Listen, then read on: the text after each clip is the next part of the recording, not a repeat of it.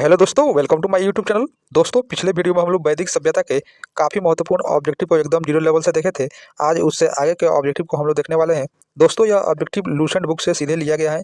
अगर आप इस वीडियो को लगातार सीरीज वाइज देखते हैं तो आपको लूसेंट बुक याद करने की और पढ़ने की कोई जरूरी नहीं पड़ेगा, बल्कि हूबहू उसी में से ऑब्जेक्टिव के फॉर्म में इसमें जो है बताया जाता है। तो चलिए सबसे पहला क्वेश्चन को हम लोग देखते हैं। तो दोस्तों, पहला क्वेश्चन है कि वैदिक काल के समाज किस प्रकार का समाज था। वैदिक काल के समाज किस प्रकार का समाज था। तो दोस्तों, इसका राइट आंसर हो जाएगा ऑप्शन नंबर बी, पितृ प्रधान। वैदिक काल का समाज पितृ प्रधान था, इसलिए राइट आंसर हो जाएगा ऑप्शन नंबर बी हो जाएगा। दोस्तों, इस काल में समाज की सबसे छोटी इकाई परिवार या कुल थी और जिसके मुखिया पिता होता था। चलिए दोस्तों, अब हम क्वेश्चन नंबर 2 को देखेंगे। दोस्तों, क्वेश्चन नंबर 2 है कि वैदिक समाज में परिवार के मुखिया को क्या कहा जाता था। वैदिक समाज में परिवार के मुखिया को क्या कहा जाता था। तो दोस्तों, इसका राइट आंसर हो जाएगा ऑप्शन नंबर सी, कूलप। ऑप्शन नंबर सी, कूलप जो है राइट आंसर हो जाएगा। नंबर 3 है दोस्तों कि वैदिक काल में जीवन भर अविवाहित अविवाहित रहने वाली महिलाओं को क्या कहा जाता था। वैदिक काल में जीवन भर अविवाहित रहने वाली महिलाओं को क्या कहा जाता था। तो दोस्तों, इसका राइट आंसर हो जाएगा ऑप्शन नंबर ए, अमाजू। अमाजू कहा जाता था, इसलिए राइट आंसर हो जाएगा ऑप्शन नंबर ए। चलिए इससे आगे के जो है देखते हैं क्वेश्चन नंबर 3 को। क्वेश्चन नंबर 3 है दोस्तों कि आर्यों का मुख्य पेय पदार्थ क्या था। आर्यों का मुख्य पेय पदार्थ क्या था। तो दोस्तों, इसका राइट आंसर हो जाएगा ऑप्शन नंबर डी, सोमरस। ऑप्शन नंबर डी, सोमरस जो है राइट आंसर हो जाएगा। चलिए इसके आगे के क्वेश्चन को देखेंगे। तो दोस्तों, क्वेश्चन नंबर 5 है।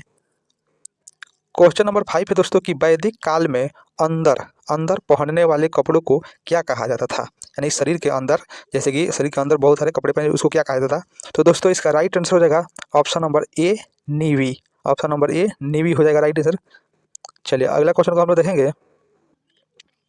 क्वेश्चन नंबर 6 है दोस्तों कि आर्यों का मुख्य व्यवसाय क्या था। आर्यों का मुख्य व्यवसाय क्या था। तो दोस्तों, इसका राइट आंसर हो जाएगा ऑप्शन नंबर सी, कृषि तथा पशुपालन, इसलिए right answer option number C हो जाएगा। चलिए इस आगे के क्वेश्चन को देखेंगे। दोस्तों, आगे का क्वेश्चन है 7 नंबर कि वैदिक काल में गाय को किस प्रकार के पशु के श्रेणी में रखा गया था। वैदिक काल में गाय को किस प्रकार के पशु के श्रेणी में रखा गया था। तो दोस्तों, इसका राइट आंसर हो जाएगा ऑप्शन नंबर बी, अधन्या। ऑप्शन नंबर बी, अधन्या। दोस्तों, इस काल में गाय को न मारे जाने वाली पशु के श्रेणी में रखा गया था और गाय की हत्या करने वाले या उससे घायल करने वाले को वेदों में मृत्युदंड अथवा देश से निकाले जाने की व्यवस्था की गई थी, इसलिए इसका right answer option number B हो जाएगा। चलिए क्वेश्चन नंबर 8 को देखेंगे। तो दोस्तों, क्वेश्चन नंबर 8 है कि आर्यों का प्रिय पशु कौन सा था। तो दोस्तों, इसका राइट आंसर होगा ऑप्शन नंबर डी, घोड़ा।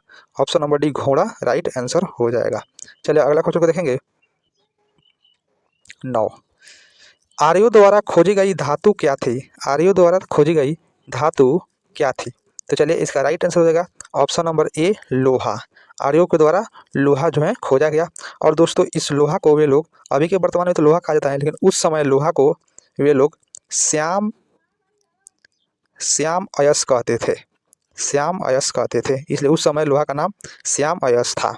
दोस्तों, यह तांबा जो है, ये तो तांबा जो प्रागैतिहासिक काल में ही मिल गया था और इससे बनने वाला पहला जो है वस्तु था कुल्हाड़ी। और दोस्तों, तांबा को इस काल में, यानी कि वैदिक काल में, तांबा को ये लोग लोहित अयस कहते थे। लोहित अयस। तो इस काल में तांबा को लोहित अयस कहते थे। तो चलिए अब अगला क्वेश्चन को हम लोग देखेंगे। 10 नंबर क्वेश्चन है कि इस काल में व्यापार करने के लिए दूर दूर जाने वाले व्यक्ति को क्या कहा जाता था। यानी कि इस काल में जो व्यक्ति व्यापार करता था, वो व्यापार करने के लिए बहुत दूर दूर जाता था, तो उस व्यक्ति को क्या कहा जाता था। तो दोस्तों, इसका राइट आंसर हो जाएगा ऑप्शन नंबर डी, पड़ी। इसलिए right answer option number D हो जाएगा। चले क्वेश्चन नंबर 11 को देखते हैं।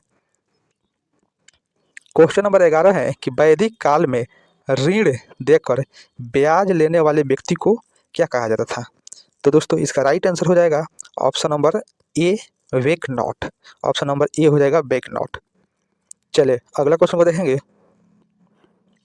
12 नंबर क्वेश्चन है कि इस काल में, यानी कि वैदिक काल में, मनुष्य और देवता के बीच मध्यस्थता निभाने के लिए किस देवता का पूजा किया जाता था।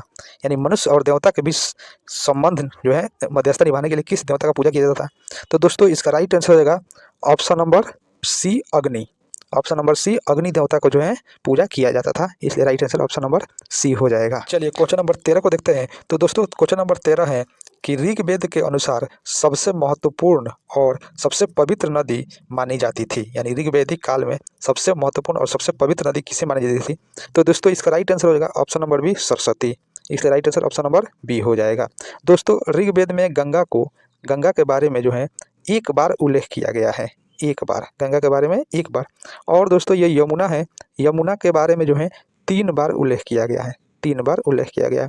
और दोस्तों ये जो सिंधु नदी है, सिंधु नदी को जो है सर्वाधिक बार उल्लेख किया गया है, सिंधु नदी के बारे में सर्वाधिक बार उल्लेख किया गया है ऋग्वेद में।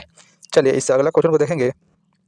दोस्तों अगला क्वेश्चन है 14 नंबर की उत्तर वैदिक काल। अब यहाँ से दोस्तों उत्तर वैदिक काल के जो है जो अब 1000 से लेकर 600 BC तक लगे काल के बारे में, उत्तर वैदिक काल के बारे में जो है ऑब्जेक्टिव आपको मिलेगा। तो कह रहे हैं दोस्तों कि उत्तर वैदिक काल में इंद्र के स्थान पर सर्वाधिक लोकप्रिय देवता कौन थे। दोस्तों ऋग्वैदिक काल या सिंधु सभ्यता में जो है इंद्र सबसे फेमस और सबसे लोकप्रिय देवता थे। लेकिन जैसे ही उत्तर वैदिक काल आया, यानी कि 1000 से लेकर 600 BC का समय, तो उस समय इंद्र के जगह पर दूसरे देवता जो है लोकप्रिय हो गए, और वो देवता थे ऑप्शन नंबर ए, प्रजापति। इसलिए right answer option number A हो जाएगा, प्रजापति। चलिए इससे आगे के क्वेश्चन को देखेंगे।